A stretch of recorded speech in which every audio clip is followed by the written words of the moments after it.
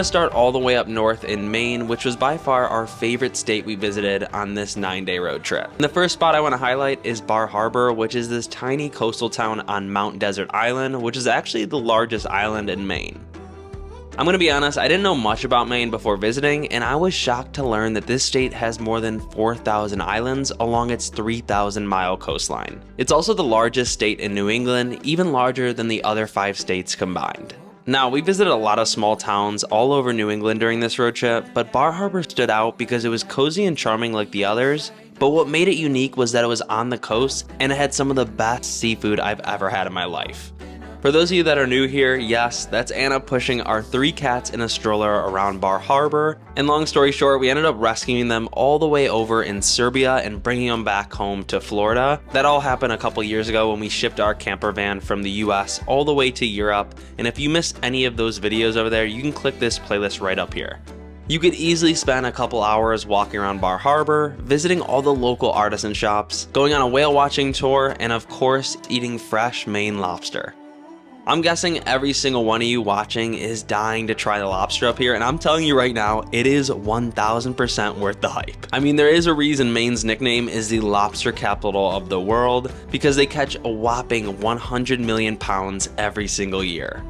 Now, if you're looking for the best lobster roll on the island, you need to drive 10 minutes down the road from Bar Harbor to Bar Harbor Lobster Pound. We ended up eating here 3 days in a row because it was just that delicious and ended up trying so many different dishes. The owner was so kind and even showed us their crack shack where they bring in fresh lobsters every single day, pick them, and then steam them right in front of you.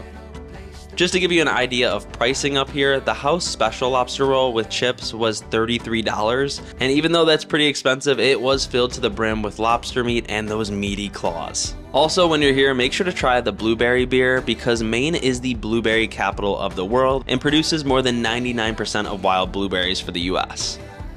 Now, if you're doing a road trip in your car or camper van, we found this amazing campsite called Mount Desert Campground that we stayed at for 3 nights. Big tip here is to make reservations a couple months in advance because they do sell out during autumn season. Let me tell you, there is nothing like hanging out with friends around a campfire, making s'mores, and listening to Noah Khan in the background, and I could proudly say this is one of my favorite memories throughout this entire trip. Now let's move down the road to number 2, Acadia National Park. I feel like when people think of national parks in the US, their mind immediately goes to places like Yosemite, Yellowstone, and Zion. But I'm here to tell you that Acadia should be on everyone's list, especially during autumn. This place is a perfect mix of rugged coastline, forests, lakes, and 120 miles of hiking trails with breathtaking views over the Atlantic Ocean.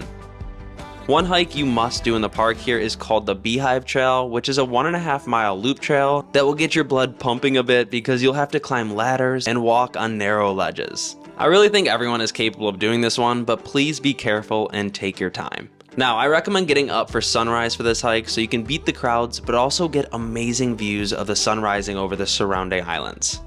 It only took us around 30 minutes to reach the top, and wow, was that such a special moment with those unbeatable views. After your hike, make sure to head to Sand Beach, which is right next to the parking lot. It's such a great place to have your cup of coffee in the morning and just listen to the crashing waves. Not a lot of national parks in the US are right on the water like this, so take some time exploring and relaxing here before moving on.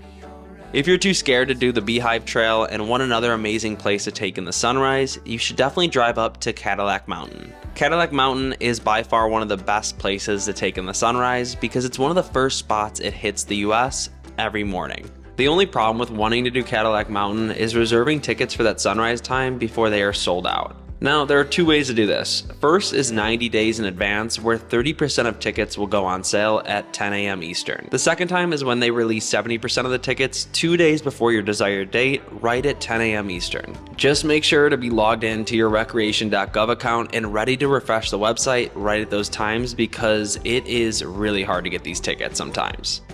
Now, let's move 3 hours down the coast in Maine to number 3, Portland. If you're going on a road trip around New England, you'll most likely fly into Boston, pick up your rental car or camper van, and drive right through Portland on your way to Bar Harbor.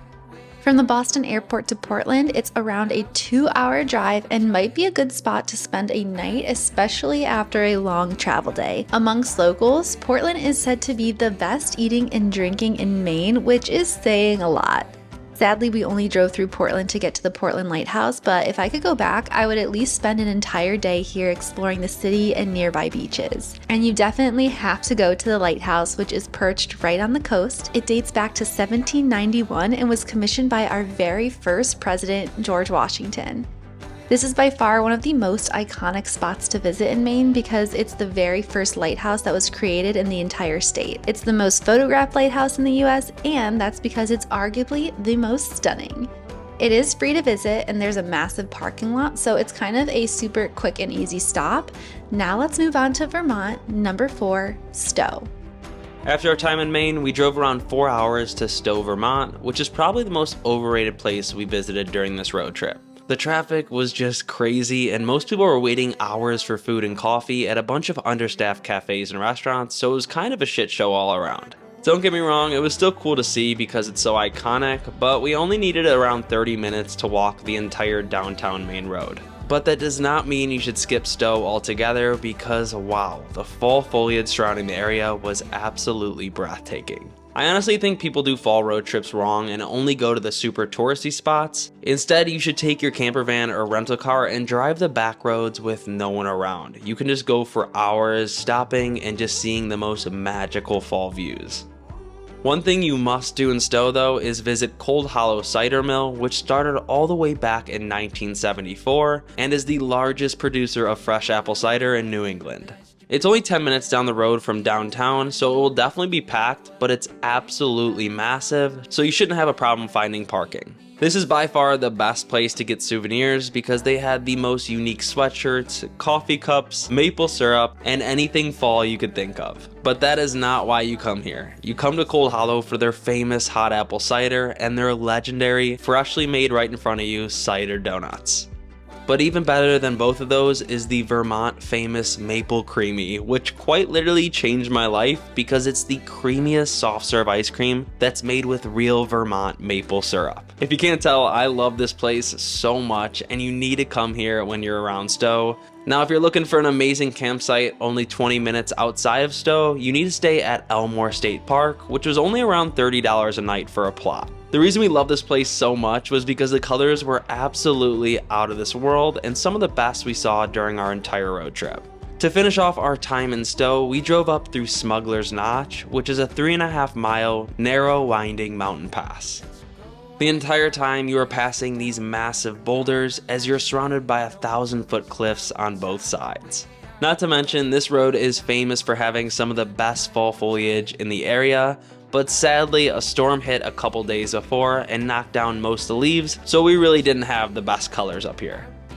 Up next, we're moving to another small town in Vermont for number 5, Woodstock. Only an hour and a half south of Stowe was our favorite town to visit in Vermont. Woodstock was more charming than you can ever imagine and had that small town Gilmore Girl vibes. It was almost like this 3,000 person town got together and decided to make the ultimate Hallmark movie set because every street and house was perfectly decorated to a T. Make sure to go over and walk around the famous Woodstock Inn and Resort, eat breakfast at the Montvert Cafe, and spend some time walking through the coziest mom and pop shops for souvenirs. Also, make sure to take the quick walk to the historic Middle Covered Bridge, which was the very first public bridge built by the state of Vermont in 1889.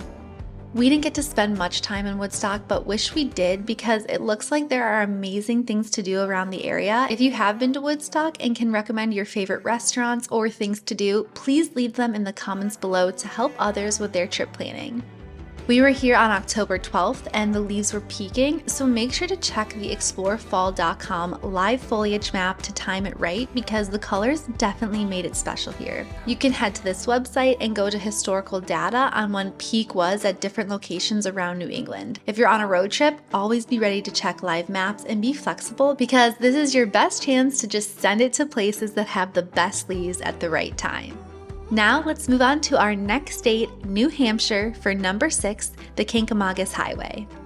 After our time in Woodstock, we drove around 2 hours to the Kancamagus Highway in New Hampshire, which is a 35-mile stretch of road that takes you right through the White Mountains. This highway is often hailed as the #1 place in the entire US to experience fall foliage, with endless pullouts to experience viewpoints, waterfalls, and endless untouched nature.